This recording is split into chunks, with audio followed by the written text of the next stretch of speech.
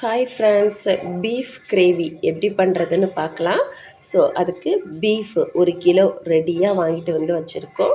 அடுத்து மசாலா ரெடி பண்ணிடலாம். பாருங்கள், நான் ஒரு 5 தக்காளி எடுத்து வச்சுருக்கேன். இந்த தக்காளியை நம்ம முதல்ல கட் பண்ணிக்கலாம். தக்காளி ரெடி பண்ணியாச்சு. அடுத்து நம்ம வெங்காயம் சேர்த்துக்கலாம். 3 வெங்காயம் எடுத்திருக்கேன். வெங்காயத்தையும் நம்ம கட் பண்ணிவிட்டு ஆட் பண்ணிக்கலாம். அடுத்து பூண்டு சேர்த்துக்கலாம். அடுத்து கொஞ்சமாக இஞ்சி சேர்த்துட்டு நம்ம இதை வதக்கி எடுத்துடலாம். அடுத்து நான் கொஞ்சமாக எண்ணெய் சேர்த்துருக்கேன். எண்ணெய் சேர்த்து இதை பச்சை வாசனை போக நல்லா நம்ம வதக்கி எடுத்துடலாம். நல்லா மிக்ஸ் பண்ணி விட்டுடலாம்.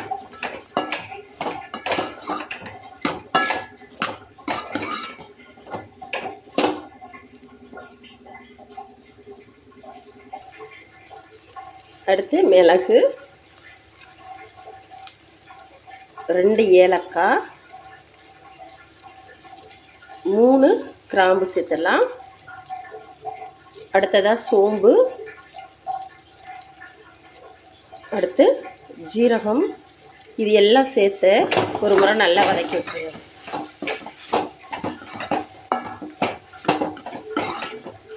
ஸோ இந்த அளவுக்கு நமக்கு வதங்கினாலே போதும். நம்ம அடுப்பை ஆஃப் பண்ணிவிட்டு அப்படியே கொஞ்சம் ஆற வச்சிடணும். அடுத்து இங்கே பாருங்கள் பீஃபை எடுத்து வச்சுருக்கோம். ஸோ இதை வந்து மஞ்சள் கல்லுப்பு சேர்த்து நல்லா வாஷ் பண்ணிவிட்டு எடுத்துகிட்டு வந்துடலாம். ஸோ பாருங்கள், கறி ரெடியாக கழுவி வச்சுருக்கேன். அடுத்து நம்ம இது கூட மசாலா எல்லாம் சேர்க்கணும். ஸோ இப்போ நம்ம சின்ன வெங்காயம் சேர்த்துக்கலாம். ஸோ இப்போ பாருங்கள், நம்ம பேஸ்ட்டு ரெடி ஆகிடுச்சு. இந்த பேஸ்ட்டை வந்து நம்ம கறி கூட ஆட் பண்ணிக்கலாம்.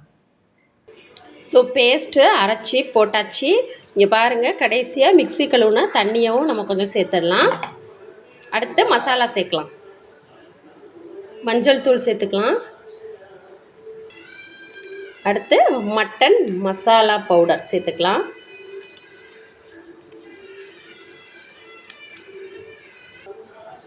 அடுத்து உப்பு சேர்த்துக்கலாம். நல்லா ஒரு முறை மிக்ஸ் பண்ணி விட்டுருங்க.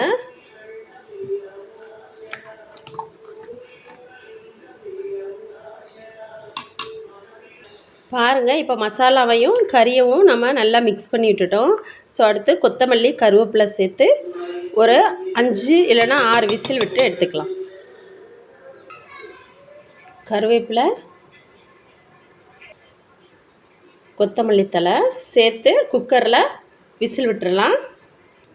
ஸோ குக்கர் அடுப்பில் வச்சாச்சு. மூடி போட்டுடலாம்.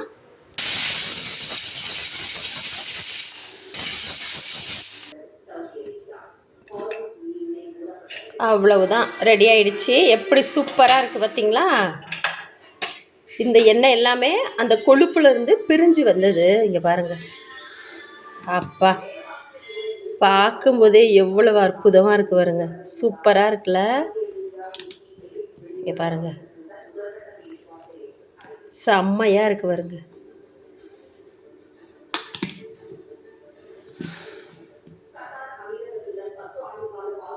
சூப்பராக இருக்குல்ல? ஸோ பீஃப் கிரேவி சூப்பராக ரெடி ஆயிடுச்சு. இது வந்து என்னோடய ஸ்டைலில் நான் பண்ணுறது. நீங்களும் சேம் மெத்தடில் ட்ரை பண்ணி பாருங்கள். டேஸ்ட்டு ரொம்ப அற்புதமாக இருக்கும். ட்ரை பண்ணுங்கள்.